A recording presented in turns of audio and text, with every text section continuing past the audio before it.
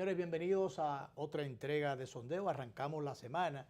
Un querido amigo que hacía un tiempecito que no venía por aquí o no lo traemos por aquí, problema de comunicación, está con nosotros en el día de hoy, el doctor Humberto Salazar. Con él vamos a pasar revista sobre muchísimos temas. A veces cuando uno tiene un buen invitado o un buen contraparte, si se quiere, en el desarrollo de estas conversaciones, pero entonces esa persona ingresa a los medios de comunicación, lo perdemos entonces como invitado. Ganamos un gran comentarista y perdemos un buen invitado. Ese es el caso de Humberto, que lo vemos a cada rato, pero lo vemos en la televisión en otro programa, en su programa. Sí, que Humberto es un polemista muy agresivo. Así es, así es. Y él defiende con mucha vehemencia sus posiciones. Sí. Siempre lo hace con muchísima responsabilidad. Yo tengo entendido que, yo no sé si el decreto salió o está en camino, si ya el placer llegó, pero él debe ser el embajador en Corea.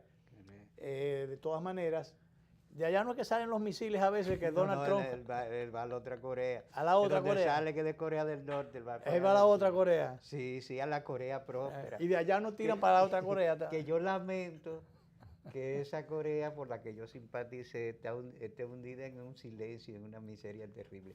Que a propósito, Luis, antes de que comencemos el programa, debemos tributar nuestro respeto a nuestro amigo Miguel Rosado, que falleció luego de una enfermedad repentina. En un mes, pues yo lo vi. Yo no sé, esos repente están matando a la gente. Cáncer de páncreas. El general Sierra Pérez, sí, sí. El ex rector Rosado, ahí está la esposa de Bueno Torres, locutor, comunicador, amigo, caminante hasta hace unos días, igualito que Sierra Pérez, con nosotros en el Mirador. Esta señora de ahora para ahorita se le presentó un problemita, hace apenas un mes y medio, sí, un problemita de salud y resulta que un cáncer y ya se la llevó. Entonces, terrible. Sí, Miguel Rosado fue un gran hombre. Militamos juntos en el pasado, tuvimos una gran relación y sólida relación de amistad y de trabajo en muchas ocasiones, pues trabajamos juntos en la Comisión de Política Energética. Y es una pena porque él estaba pensando volver a plantear su postulación como rector de la Universidad Autónoma y estaba trabajando en eso. Incluso hablamos de traerlo al programa. Porque te digo, hace un mes estaba... Quería volver a la rectoría, no sabía, porque lo hablamos. De todas maneras, la UAS hace rato que estaba necesitando, ya no es yo diría una figura distinta, sino una solución de sus problemas fundamentales. Sí. Como que sigue reguilando en el mismo trompo y no acaba de resolverse los problemas de la UAS. Yo no sé si son humanos o de qué son los problemas, dónde son las fallas. La UAS es un porque problema. ¿dónde buscarlas? La UAS es un problema. Como tal, y como que nadie da... No sería bueno que no hay una señora que se está candidateando, que ponga una mujer allí a ver si da resultados, porque no sé qué es lo que está pasando. Emma. Sí, es la esposa de nuestro amigo, el coordinador de participación ciudadana. Tengo coordinador sociólogo igual que yo de Villajuana. Cándido. La esposa de Cándido, Mercedes. De Cándido Mercedes. Bueno, en el día de hoy, no que se esperan, sino ya están anunciados formalmente cambios importantes en el tren gubernamental. Se habla de movimientos telúricos.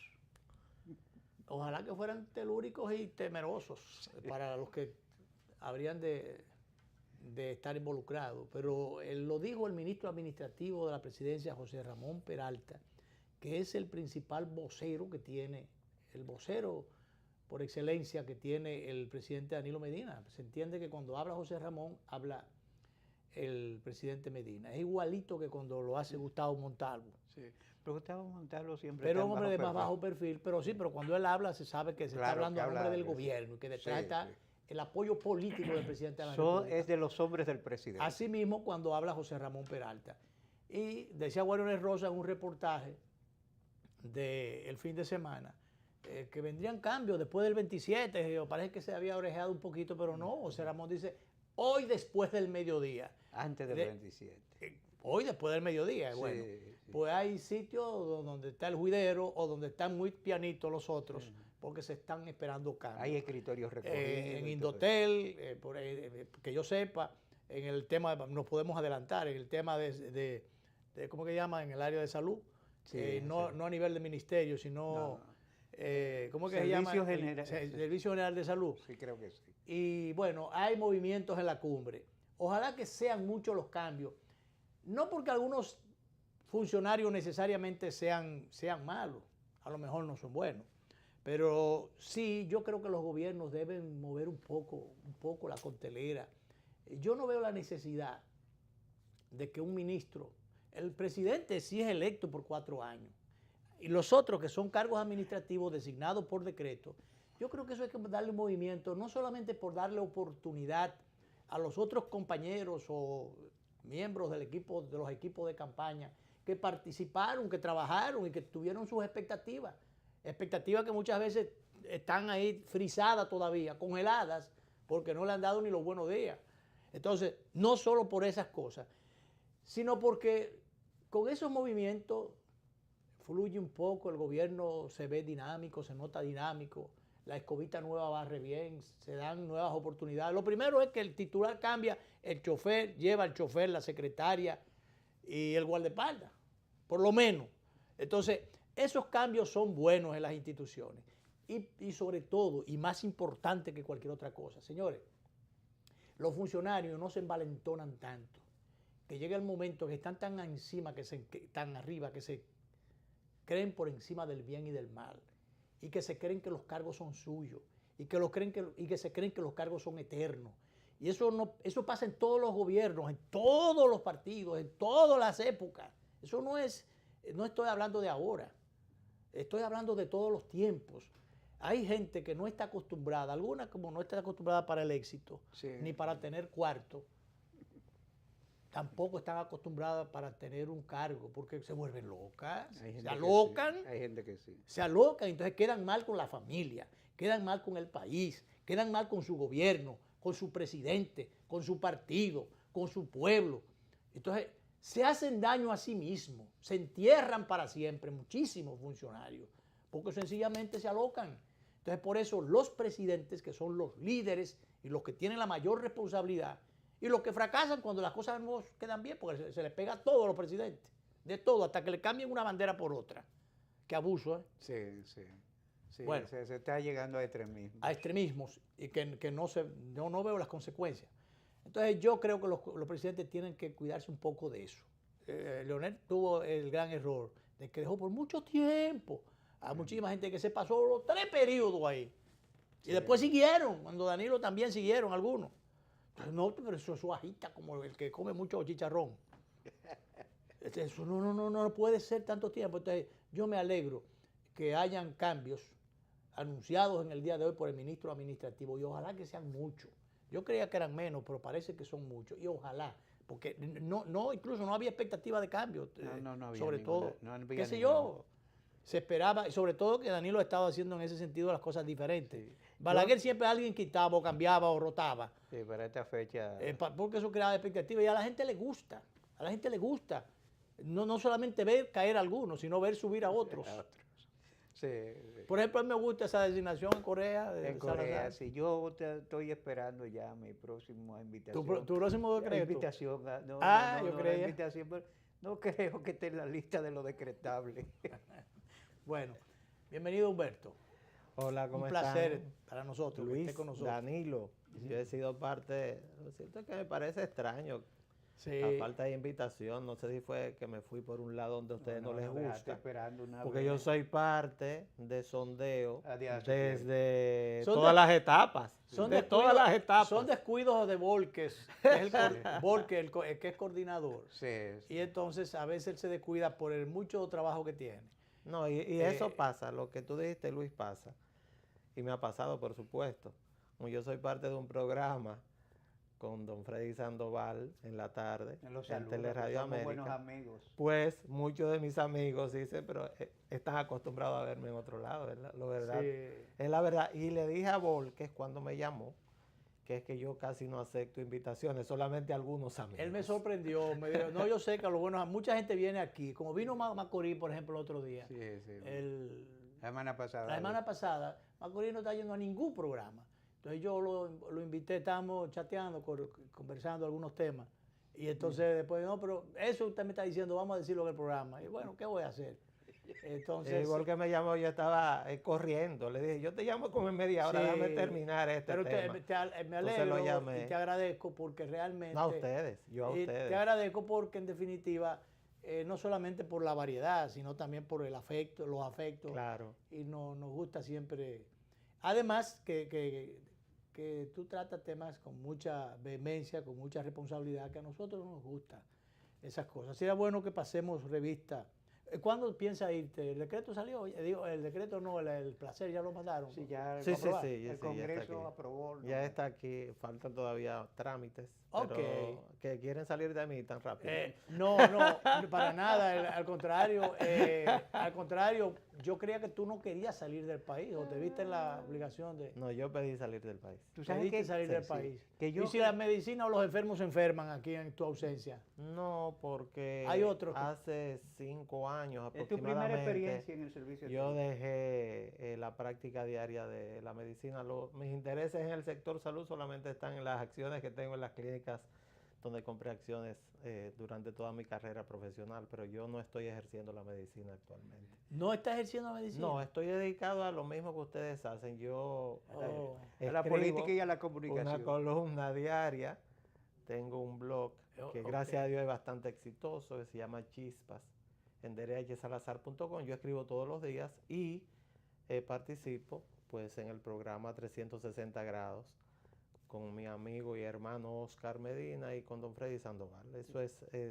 básicamente lo que estoy haciendo, aunque he ido cortando poco a poco con la expectativa de que voy a salir fuera del país. Al salir, ¿vas a mandar algunas cosas de por allá o voy a seguir escribiendo?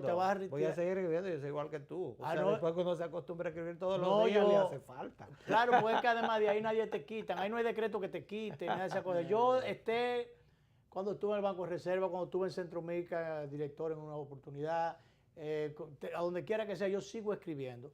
Lo primero es que tú mantienes la vigencia, mantienes la comunicación con la gente y te respetan un poquito más dentro de los grandes irrespetos que se producen a veces, a veces no respetan a nadie. Pero dentro de esos grandes irrespetos, por lo menos tú tienes la capacidad de defenderte, de decir algunas cosas. Yo tengo más de 5 años escribiendo todos los días. Claro. O sea que yo voy a seguir escribiendo exactamente igual que lo hago aquí. ¿Es tu primera experiencia en el servicio exterior? Sí, claro. Claro. ¿Y lo pediste? Sí, yo pedí salir fuera del país. Yo creo que será un gran Humberto, era mi sueño salir del país. Gracias a Dios el presidente. Y mira, yo teníamos sueños contrapuestos porque yo no he querido nunca para nada. Yo voy ya a los 10 o 12 días, ya estoy loco por regresar. Es que yo viví fuera del país. O sea, nosotros los médicos generalmente vamos a hacer especialidades fuera del país. Entonces te fuiste acostumbrando a estar fuera. Y entonces... yo no me acostumbro. Sobre todo yo tengo una visión de la política que se ha hecho más global cada día. Trato de analizar más temas internacionales que la cotidianidad en el país y eso hace que esa visión me haya atraído hacia servir al país de un lugar que no necesariamente es un cargo público en la República Dominicana. Yo creo que es una oportunidad de oro para alguien muy inquieto, que es mi caso, aprender cosas. Y va a Asia, que ahora mismo está en el ojo de los cambios geopolíticos. Claro, yo me hice 2 propósitos en este año. Primero, aprender coreano y estoy aprendiéndolo. ¿Estás aprendiendo? Sí, y segundo, es difícil. Bastante complicado para alguien cuyo idioma materno sea el español. Y segundo, correr los 10 kilómetros. Y estoy en eso y por eso he perdido. ¿A correrlo allá? No, aquí. Yo estoy aquí trabajando. No, dice correr 10 kilómetros, pero va a seguir corriendo allá. A fines de marzo inscribirme en un maratón para correr los 10 kilómetros. Ese fue uno de mis propósitos de Año Nuevo. ¿Y tú practicaste con los guardias? Y entonces yo estoy en eso. El domingo los guardias celebraron un maratón. Sí, pero yo todavía no estoy preparado. Ando por 4 kilómetros y medio. Yo iba para Ocoa y vi hasta en cochecito. Hasta niños, sí. Niños en cochecito. Sí, ando por 4 kilómetros y medio. Entonces yo estoy... corriendo 4 y medio. Ya yo estoy corriendo 4 y medio. Sí. Comencé de cero el 1 de enero y ya voy por 4 y medio. Yo camino 5 y 6 kilómetros, pero caminar. Eso de trotar, yo troto de aquí a ahí. Corro, porque de aquí a ahí. Yo soy una persona de planes, o sea, Lo digo que uno único que uno no puede dejar de tener son metas, porque Claro. evidentemente tú no tienes metas, mueres. Sí. Entonces una de mis Así metas es. es esa. O sea, no Así hay- es. Me gustaría, Humberto, antes de que nos metamos a fondo en el tema político, un par de preguntas que tengan que ver con la situación de salud. ¿Ha habido alguna, y la seguridad social, ha habido algunas inquietudes últimamente, unos revuelos y cortocircuitos que se han presentado en el sector? Yo no sé quién está fallando en el sector, o si es que si la seguridad social ha sido secuestrada por los intereses económicos, por los grupos económicos, que se entiende que lo que el gobierno entendió en un momento determinado que debía ir en beneficio de médicos y de pacientes, se ha convertido generalmente en un beneficio para grupos económicos que se repartieron el pastel, y entonces la asistencia no llega a los pacientes, no llega necesariamente a los médicos, y unos y otros se viven quejando. Y últimamente está el tema del rebote de los pacientes en la clínica, que a pesar de haber una ley, la 4201, pero dice la ministra de Salud que no tiene el elemento de penalización suficiente, no le da el poder. No tiene reglamento de coerción. Entonces apenas unas 10 cuotas del salario mínimo es lo único que puede hacer, y eso es nada. Me gustaría tu preocupación sobre ese tema, o si ese tema tiene salida o hay que seguir legislando para poner las cosas en su sitio. En mi caso, yo me siento corresponsable de muchas de las cosas que están pasando en el sector salud, porque durante 8 años fui director de la reforma. Sí. Es decir, la mayor parte de los reglamentos, de las leyes nuevas y todo lo que tiene que ver con la prestación de servicios de salud, la separación de funciones entre el Ministerio de Salud y la red pública. ¿Verdad que tuviste la reforma? Más la red privada de atención, más todo lo que es lo conceptualizado alrededor del tema de las leyes primigenias, que son las leyes... Lo que habría que saber si en esa reforma lo que se aprobó se está cumpliendo. La ley 4201 y la 8701, pues gran parte de esto, de esa estructura legal, de esa estructura organizativa, pues pasó por las manos nuestras y por manos del equipo técnico que trabajaba en la Comisión Ejecutiva de la Reforma del Sector Salud. Yo creo que hay mucha falta de comprensión a lo que es el sector. Eso es lo primero. Hemos avanzado, no hay dudas. Por ejemplo, hemos avanzado en el tema del aseguramiento. Nosotros en el año 2001, cuando se promulgaron las leyes, en el 2004, cuando el PLD volvió al poder, teníamos un 7% de asegurados, de aseguramiento en el país. Hoy estamos por encima del 70%. O sea que hemos llevado... La cobertura se ha ampliado. Claro, se ha ampliado. Pero ese otro 30%, candidato a morirse. No, ese 30% es la meta que tiene que alcanzar. tener el país a alcanzar para llegar al concepto de universalización del aseguramiento. Porque en ese 30% están los que no son cotizantes. Claro, porque hay 3 regímenes principales en la ley. El régimen contributivo, que es el que pagan los que tienen empleos más sus empleadores. O sea, una cuota que se divide entre los dos, pues eso va a un solo lugar, que es la Tesorería de la Seguridad Social. Hay otro régimen, que es el régimen de subsidiados, que son los pobres. Los que, de acuerdo a cómo han sido evaluados, están en el quintil más pobre de la población, pues esas personas son subsidiadas, como su nombre lo indica, por el Estado. Y eso ha aumentado a más de 3,5 millones de personas ya, que esas familias son asumidas por la Seguridad Social. Y queda entonces el régimen contributivo subsidiado, el cual hasta este momento no ha podido ser implementado, que donde están los que se autofinancian, los que tienen profesiones liberales, los médicos, por ejemplo, que nunca hemos sido empleados del sector público, como en mi caso. O sea, se supone que yo debo hacer un aporte de mis ingresos a la seguridad social, y hay una franja de personas, los que tienen trabajo por cuenta propia, los cuentapropistas, los que venden coco en una esquina. Pero hay un mecanismo para poder cotizar, para poder... No existe. No existe. Algunos sindicatos, entre ellos la Confederación que dirige Gabriel del Río, intentó algunas metodologías para hacer ingresar a estas personas a la seguridad social, pero eso corresponde principalmente a ese 30% de la población que no está asegurada. ¿Qué ocurre? Que una cosa es... Y al no estar asegurado, cuando tiene un problema de salud, ¿qué pasa? El que no tiene... El que puede pagarlo lo paga, pero el que no puede pagarlo entra a lo que es la parte privada de salud, que cada día es menor para las clínicas, y el que no puede tiene que ir a un hospital público donde hay una gran distorsión en el tema del financiamiento de los hospitales públicos hasta este momento. ¿Distorsión ¿Por qué existe la distorsión? Bueno, porque de todo lo que estamos hablando es un tema muy técnico, pero la ley lo que prevé es que todo el sistema de atención en salud a nivel público debe estar financiado por la Seguridad Social, no por el Estado en forma directa. Es decir, si llegamos al punto de universalidad, entonces todo el dinero, todo el mundo o será subsidiado, o será contributivo subsidiado, excepto que se modifique la ley. Entonces todo el mundo pagará, incluso el Estado, a la Seguridad Social, y por lo tanto los hospitales del Estado, todos tendrán la posibilidad de requerir los recursos a partir de los servicios que prestan a esa tesorería de la Seguridad Social. Y tendrá esa tesorería, y tendrá fondo esa tesorería para Claro, porque ese es el esquema que se plantea en la República Dominicana y al cual no hemos llegado, y por eso la distorsión.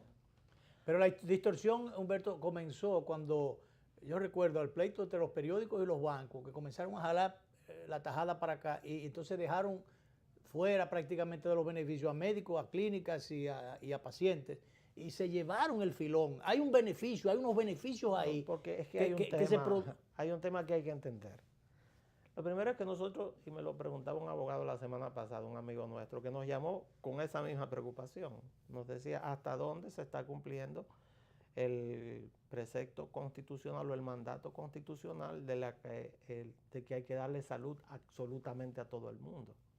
Entonces yo le decía a él, mira, lo primero es que el tema de aseguramiento en la República Dominicana parte de una provisionalidad que todavía perdura hasta este momento y que mucha gente no lo sabe.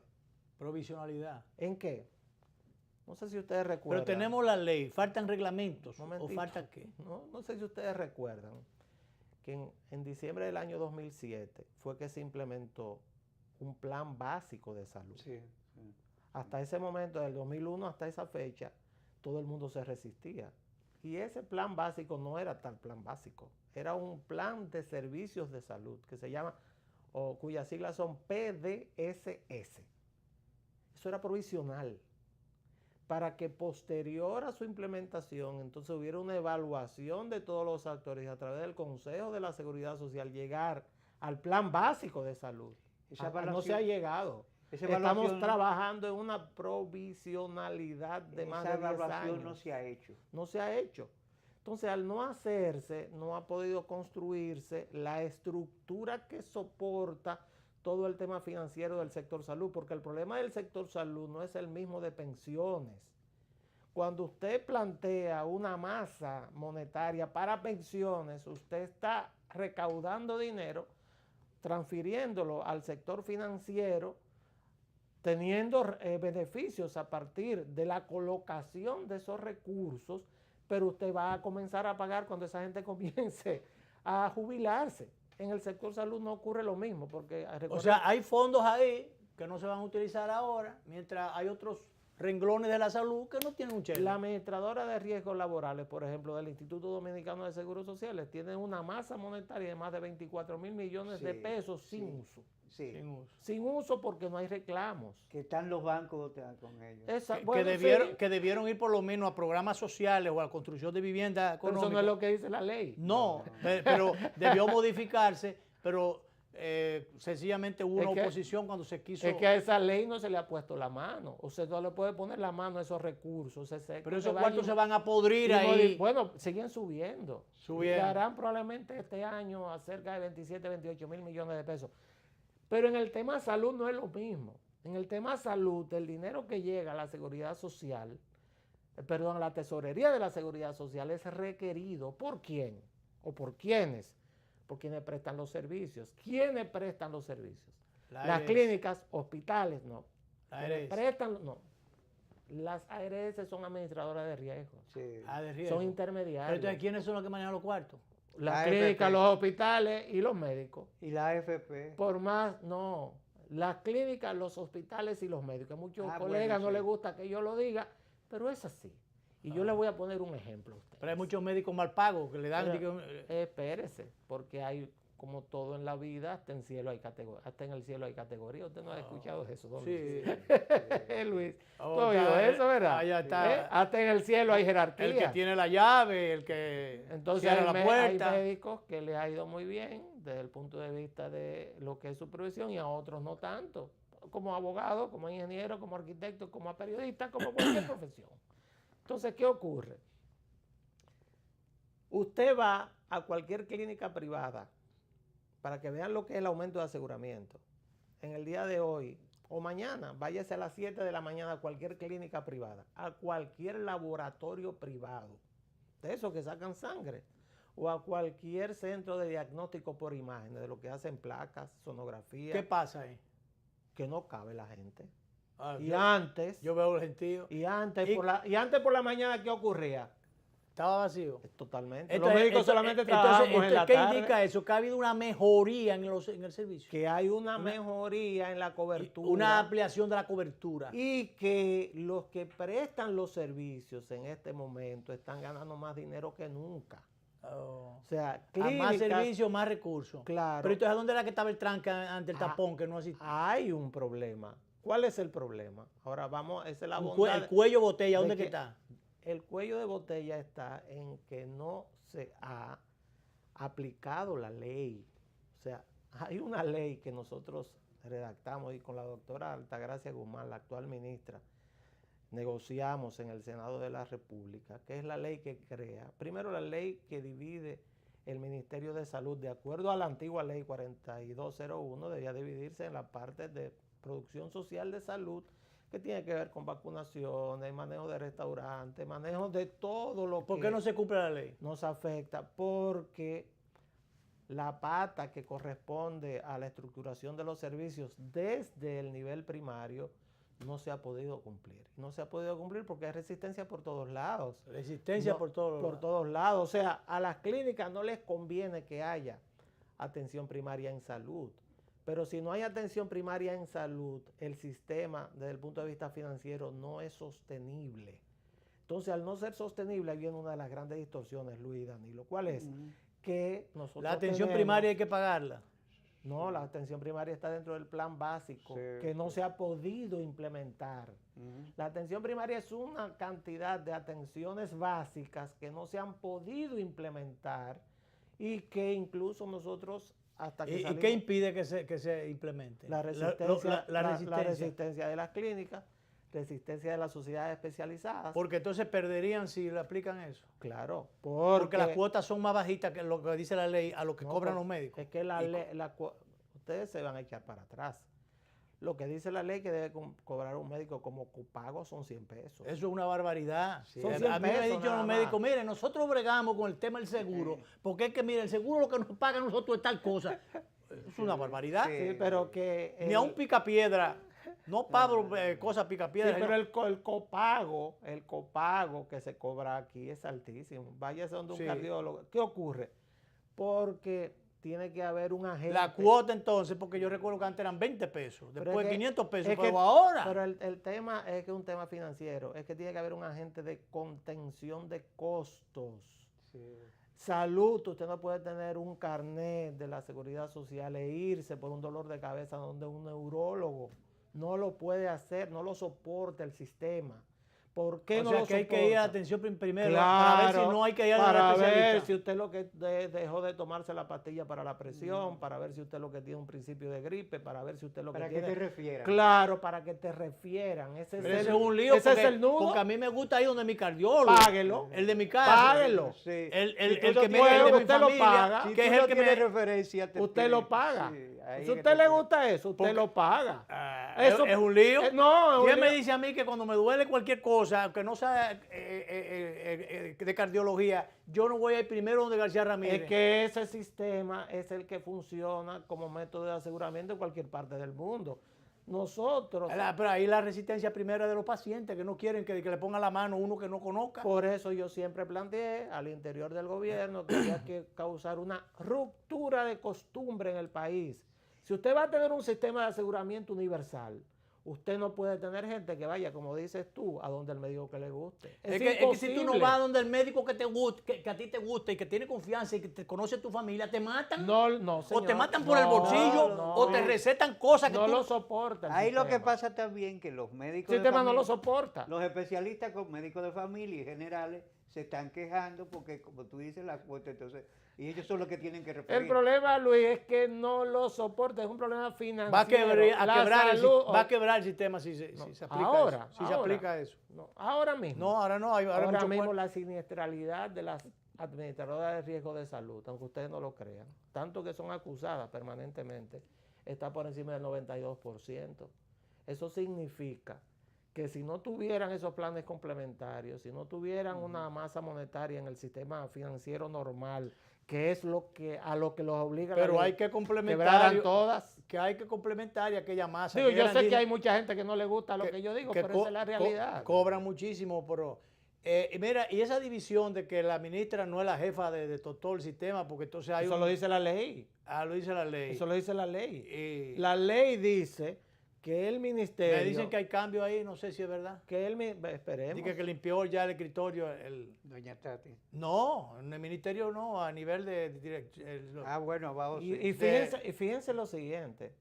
A partir de la implementación de esa ley, en cuanto al ministerio, el ministerio está haciendo un papel que ha sido brillante a mi juicio. Brillante. Fíjese, nosotros hemos disminuido la cantidad de casos de dengue. Hemos manejado perfectamente todo lo que tiene que ver con salud ambiental. Sí. Estamos trabajando directamente lo que es el control de ciertas especialidades, que es lo que le corresponde al ministerio como organismo rector de salud. Ahora, el tema de prestación de servicio hospitalario le corresponde a la red pública, el Servicio Nacional de Salud, no al ministerio. Yo creo que desde ese punto de vista la ley está funcionando. Pero no fue un error finalmente en esta parte, no fue un error comenzar a arreglar todos los hospitales al mismo tiempo, entonces no había dónde llevar a los enfermos. Yo me opuse a eso en su momento. ¿A quién se le ocurrió eso? A dos situaciones. Eso fue parte de una decisión que se tomó, que no se suponía que a esta fecha todavía iba a estar ese tipo de problemas. Pero es elemental, pero porque definitivamente a todos los frentes al mismo tiempo, como que todas las fortalezas militares y policiales las ocupas al mismo tiempo para arreglarlas. Pero, ¿y a dónde tú metes los guardias pero y los policías? Pero fíjate lo siguiente, si desde el Servicio Nacional de Salud, que a mi juicio es uno de los grandes culpables de la situación que estamos atravesando, hubieran puesto a funcionar los centros diagnósticos y las unidades de atención primaria que ha inaugurado el gobierno, gran parte de los problemas en esos hospitales que están siendo reconstruidos no existieran. ¿Por qué? Porque la gente tendría a dónde ir a resolver sus primeros problemas. Esos son hospitales de segundo y tercer nivel, no son hospitales que dan el frente al primer nivel de atención. Humberto, cuando eso se entiende en el país, yo me sentiré enormemente satisfecho. Espero que sea antes de morirme. Vamos a ir a la pausa. Yo creo que con Humberto ha habido una designación equivocada. Humberto que conoce así, estuvo en reforma. Humberto que debió haber ido a salud pública. A conociendo el tema. Es una materia pendiente del Ministerio de Salud para... Sí, aunque sea... Yo soy una persona joven todavía, Luis, no me jubile. No me jubile. Ahora estamos esperando. Lo que pasa es que tenemos tanto tiempo tratando, ¿no? Que no te das cuenta. Pero está bien, eso debe venir en cualquier gobierno, en cualquier época debe venir eso, porque conoce al dedillo el tema. Vamos a la primera pausa, el tiempo anda todo lo que da y falta hablar de política. Y seguimos conversando con el doctor Humberto Salazar.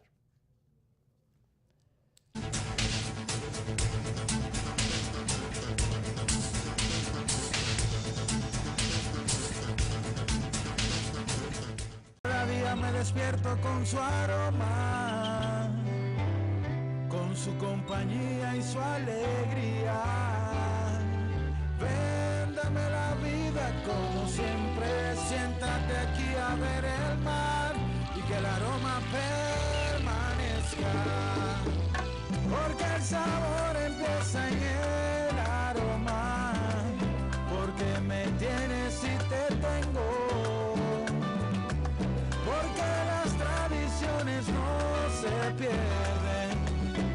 Autopista es orgullo de todos.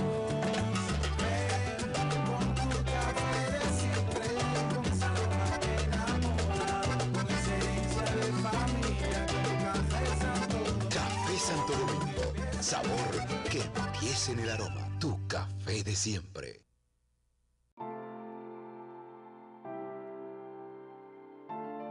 Uno se levanta todos los días para echar para adelante, desde tempranito para que Dios ayude a uno.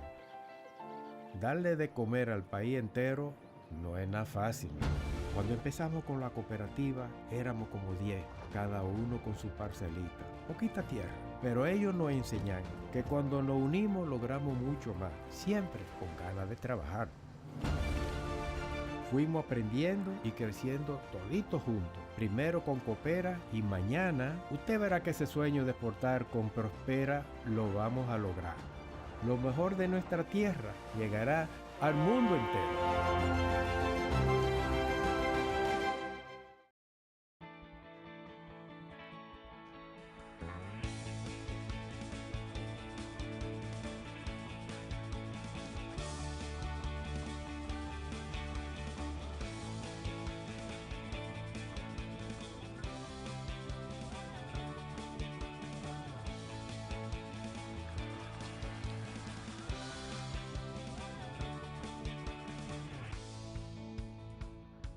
Dale millas a tu vida. Ahora también cambia tus millas para pagar tu tarjeta de crédito y los impuestos de boletos aéreos. Entra a popularenlinea.com y descubre todo lo que puedes hacer con ellas. Popular, a tu lado siempre. ¿En qué gastamos los dominicanos? La quinta encuesta nacional de gastos e ingresos de los hogares, que elabora el Banco Central de la República Dominicana, nos revela qué productos compramos, dónde y cuánto gastamos dependiendo del lugar en que vivimos, de los ingresos y nuestra edad. Esta encuesta es muy importante, ya que con esta información podemos actualizar el costo de la canasta familiar dominicana, que permite establecer nuestras condiciones reales de vida. Durante el 2018, los encuestadores del Banco Central, debidamente identificados, estarán visitando distintos hogares a lo largo de todo el país. Si tu casa resulta seleccionada para esta encuesta, nuestro personal estará recolectando la información necesaria. Es fundamental que participes respondiendo de la forma más completa y honesta posible para mejorar tu calidad de vida y alcanzar un mejor futuro. Contamos con tu apoyo. Banco Central de la República Dominicana. Por la estabilidad y el crecimiento.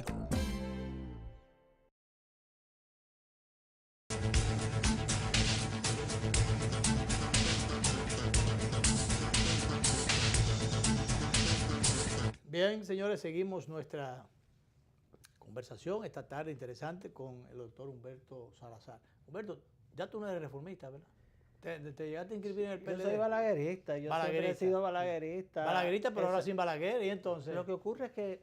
Porque tú nunca tuviste la franquicia ni del otro lado. Yo lo comentaba, tú sabes que mi posición social cristiana, que le hemos discutido durante años, no va a variar. Pero esta mañana lo hablaba con un compatriota de largo tiempo del Partido Reformista, una persona muy conocida y muy querida por mí. Yo le decía, nosotros tenemos una escuela. Nuestra escuela la escuela balaguerista. La que aprendimos de Balaguer, y ese es un sello que no se quita.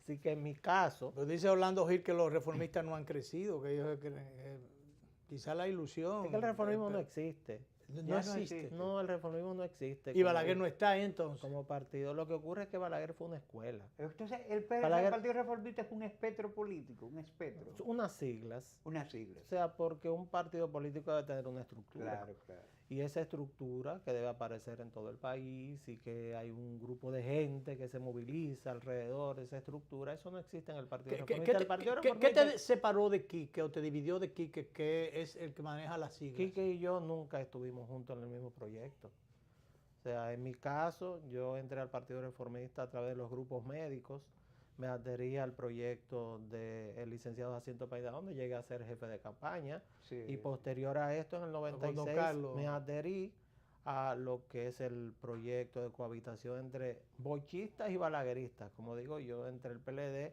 y los reformistas, que siempre, yo desde el 96 siempre he estado... Cohabitación.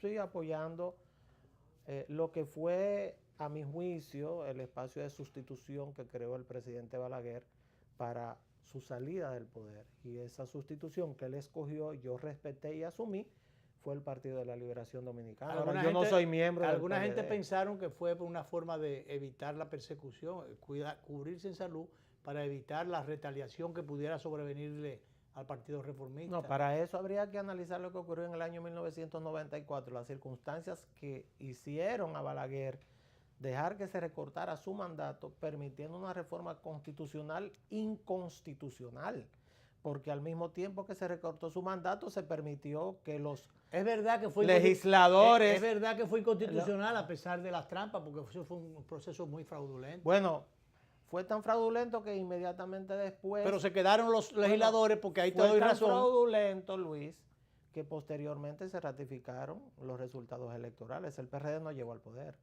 Nosotros le ganamos otra vez al PRD en el año 96, en la alianza con el Partido de la Liberación Dominicana. Y fue tan fraudulento que el PRD nunca llegó a ganar. Nosotros le ganamos, o sea, en alianza con el PLD. Sí, sí, claro que sí. Nosotros en primera vuelta sacamos casi un 14% y sumamos eso al 39% que sacó el presidente Leonel Fernández en el año 96 y ganamos las elecciones. Sí. Y en el año 2000, Hipólito ni siquiera llegó al 50%, o sea que siempre hemos sido mayoría, es la verdad. Hubo que darle un faltante ahí. Bueno, ahí fuimos a Lina, yo estaba ahí, a los del Lina, y el hoy presidente Medina aceptar que se habían perdido las elecciones cuando en la realidad legalmente no se habían perdido. Entonces fueron tres figuras importantes donde el doctor Balaguer dijo, bueno, ya yo felicité al ganador. Sí, pero Danilo renunció a la segunda vuelta, a lo cual tenía derecho legalmente. Totalmente, tenía derecho legalmente porque el PRD con sus aliados no llegó al 50% más uno. No. Probablemente si hubiera sido lo contrario, hubiera habido una segunda vuelta, es la verdad. Y en ese momento también hay que decir una verdad histórica. Quien impidió la segunda vuelta fue el Bloque Institucional Socialdemócrata, que fue el que llevó al PLD a obtener el segundo lugar. Porque de partido a partido el Reformista le ganó al PLD en primera vuelta. ¿Impidió, tú dices, el Bloque? Bueno, cuando usted sumaba los votos del BIS a los del PLD, eso era lo que hacía que el hoy presidente Medina llegara al segundo lugar. Sí. Porque de partido a partido, el Reformista sacó más votos que el Partido de la Liberación Dominicana en la primera vuelta de las elecciones del año 2000. Ahora, ahí también, en mi caso, yo aspiraba a una alianza de los reformistas con los PLDistas para intentar impedir el acceso al poder del PRD, porque hay algo que tiene un balaguerista, en mi caso, siempre hemos sido anti-PRDistas. Aunque después hubo una alianza de Rábano aquella vez, rosada. Pero en mi caso yo no estaba ahí. Sí, pero yo rojo por fuera y blanco por dentro. Y en mi caso ya yo estaba haciendo campaña por el candidato María Trinidad Sánchez, el candidato de Samaná, que fueron Prim Pujalis y el Puma, para que se vea. O sea, yo siempre he estado en contra de ese tipo de alianza. Y Humberto dijo que la alianza rosada era contra natura. Exactamente. Lo usaste esos términos exactos. En el programa. Y en el fondo fue así, ¿eh? En el programa eso es una alianza contra natura. Sí. Esa es la verdad. Y así mismo fueron los resultados. En ese momento, en el 2006, nosotros ganamos con aquella consigna que decía un Congreso para el Progreso. Y fíjate que hay gente del partido que ha estado en todos los plays, ha estado jugando, cuando la Alianza Rosada y después la Alianza Morada que estuvo ahí allá en el Olímpico. Entonces ha estado en todas partes. Pero en el caso mío, en lo personal, no ha sido así. Yo siempre he sido una de las personas que ha sido coherente en el tema de que el presidente Balaguer decidió en el 96 asumir un candidato diferente al que nosotros planteábamos. Llegamos a ese candidato a ganar las elecciones y a partir de ahí yo siempre tengo una relación con todo lo que tiene que ver. Y pensar que al echarse la paloma el doctor Balaguer estuvo a punto de apoyar al doctor Peñagoma, de volver atrás lo que había, por unas cosas que ocurrieron ahí que están registradas en la historia, aunque no se han manoseado mucho. Sí, pero tú lo sabes igual que yo. Sí, pero el presidente Balaguer yo creo que apostó por el futuro del país. Los resultados de los gobiernos del PLD lo demuestran. A pesar de lo incomprensivos que mucha gente que no entiende esas cosas, que le atribuyen una serie de pecados al PLD, que ha habido errores y ha habido muchísimas cosas que no han estado como quisiéramos. Todo lo que hacemos los seres humanos está lleno de errores. Pero en sentido general. Hay más aciertos que errores. Pero claro. Esa es la realidad. Humberto, vamos a la otra pausa, huyendo, porque el tiempo anda. Y entonces preguntarte, dejar la inquietud.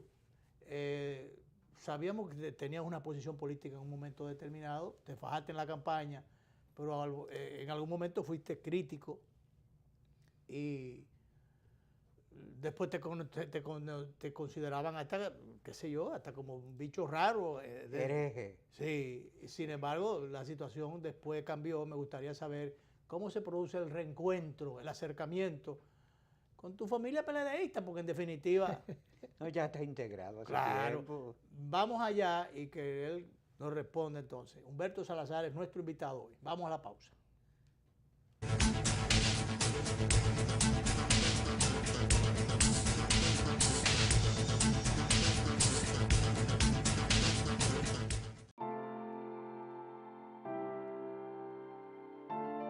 Uno se levanta todos los días para echar para adelante, desde tempranito para que Dios ayude a uno. Darle de comer al país entero no es nada fácil. Cuando empezamos con la cooperativa éramos como 10, cada uno con su parcelita, poquita tierra. Pero ellos nos enseñan que cuando nos unimos logramos mucho más, siempre con ganas de trabajar. Fuimos aprendiendo y creciendo toditos juntos. Primero con Coopera y mañana usted verá que ese sueño de exportar con Prospera lo vamos a lograr. Lo mejor de nuestra tierra llegará al mundo entero. ¿Cuál es tu historia? Yo soy hijo de la agricultura y siento amor por sembrar una mata. Han pasado la vida sembrando habichuelas. Y para sembrar habichuelas hay que pelar las lomas. Todas esas montañas, toda esa loma por ahí, la gente la chapeaba. Pero ahora están motivados a que si se le apoya, en vez de sembrar habichuelas, van a sembrar aguacate y van a sembrar café. Se ha comenzado con un plan piloto, un proyecto de reforestación que llegue a todos. Va a ser el cambio, va a ser la transformación, va a ser la esperanza y la vida de nosotros. En Elías Piña, San Juan y Asua ya están en marcha los proyectos de reforestación del gobierno. En esas provincias se destinarán cerca de 2.500 millones de pesos para recuperar más de 200.000 tareas con árboles frutales y café. Juntos hacemos historia. Gobierno de la República Dominicana, con la gente y para la gente.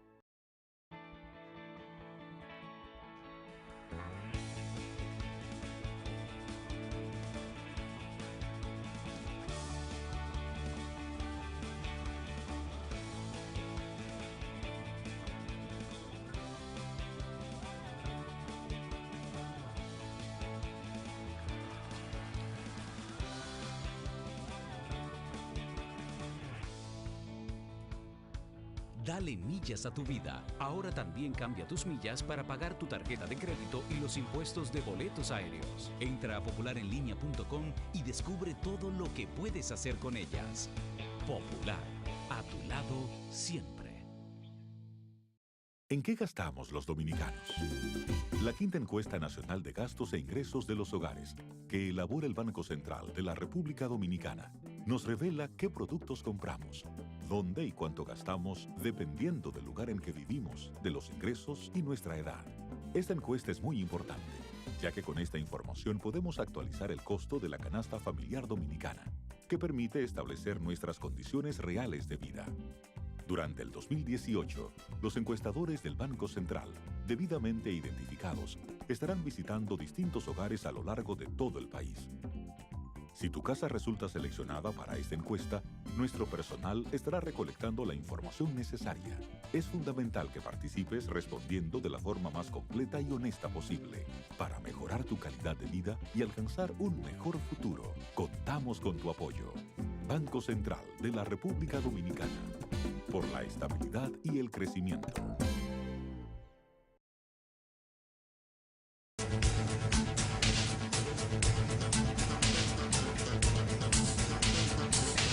Bien, vamos a seguir el desarrollo de la conversación. Cuando iba para la Sí, pausa, sí. la curiosidad, ¿cómo reencuentra? Sabemos que tú eres muy amigo de José Ramón Peralta, como yo. José Ramón Peralta, además de vocero calificado del presidente, es un resolvedor de problemas. Sí, sí. Eso a mí me consta. Entonces, y un canalizador de situaciones o de soluciones. Sí. De manera que yo sospecho que quizás pudo haber sido un canal de solución a esas incomprensiones o incomunicaciones, que a todos se nos da, porque a mí se me dio también. No, yo soy amigo del presidente Medina de hace muchos años. El presidente amigo de todo el mundo, el asunto es verlo. El tema es verlo. En el caso mío, yo tengo una relación familiar y personal desde hace mucho tiempo. Con el mismo presidente. Yo le escribí en principio. Con su familia, con José Ramón, con una parte del gobierno. Y aparte nadie tenía dudas de que yo iba a hacer campaña por el Partido de la Liberación Dominicana y su candidato. ¿Qué lo hiciste? Y yo hice mi trabajo. Las dos campañas. Sí, siempre. No es nada nuevo. Entonces, es un tema que, como me dice mucha gente, y eso pasó hace mucho tiempo. Y simplemente quedó en el olvido. Hubo quizá falta de comunicación de ambos lados, pero no hay duda de que, en mi caso, yo siempre hago mi trabajo, lo que me toca hacer, lo que creo que me toca hacer. Ok, ¿no cree que fue una gran pérdida cuando la salida de la Fuerza Nacional Progresista del gobierno, por las razones que fueran, las incomprensiones que fueran, o las tosudeces que también se produjeron en algunos momentos? Pero fue una pérdida para el gobierno, salida esta gente, este sector importante que fue. Eso es algo que fue para mí inexplicable. Sí. Porque incluso, alguien debió mediar ahí. Porque incluso cuando nosotros teníamos las elecciones muy perdidas, el primer partido, y este canal tiene que ver con eso también. Sí. Tribuna de Defensa. No, pero aparte de eso, Vinicio Castillo, Semán y nosotros en mi caso particular, fuimos de los artífices de aquella reunión que se hizo en San Francisco de Macorís, donde se hizo un apoyo público. El primer partido del bloque progresista. Yo estuve ahí ese día. Estuvimos ahí. El primer partido del bloque progresista. En la finca del doctor Castillo. Que apoyó al presidente Medina fue la Fuerza Nacional Progresista. Yo no pierdo la esperanza de que la fuerza se reintegre al bloque progresista. Aunque sea echándose la paloma. Yo creo que ese es el lugar. Pero habría algunas cosas que corregir o dejar de hacer o hacer otras también. Ese es el lugar que le corresponde porque históricamente ha sido un aliado de nosotros. Pero eso no podría producirse con fronteras abiertas y un entre-en-todo como está pasando. Bueno, lo que ocurre es que ese es otro tema. Ese es un tema grave. Sí, pero ese es un tema grave. Sí, pero ese es un tema que incluso... Ese es un tema que merece una respuesta. Sí, pero eso no es un tema que se debe discutir en Twitter. No. Eso no es un tema que irresponsablemente usted tiene que estar cuestionando permanentemente al gobierno por situaciones que probablemente usted ni siquiera sabe lo que está ocurriendo con la República Dominicana. Eso no es un tema para usted hacer un alarde de nacionalismo innecesario frente a un gobierno que también está preocupado por ese tema.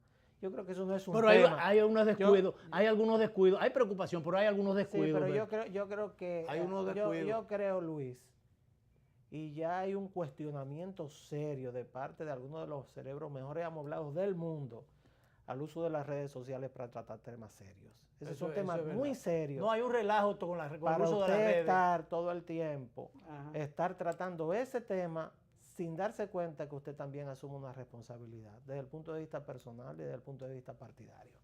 Yo creo que ese es un tema, y estoy incluso de acuerdo con lo que plantea, fíjese que casi no que estoy de acuerdo con lo que plantea Luis Abinader, de que ese es un tema para discutirlo como dominicanos, en sentido general, pero no para enrostrarle a alguien ser menos nacionalista que el otro, porque usted no sabe la responsabilidad que tiene esa persona.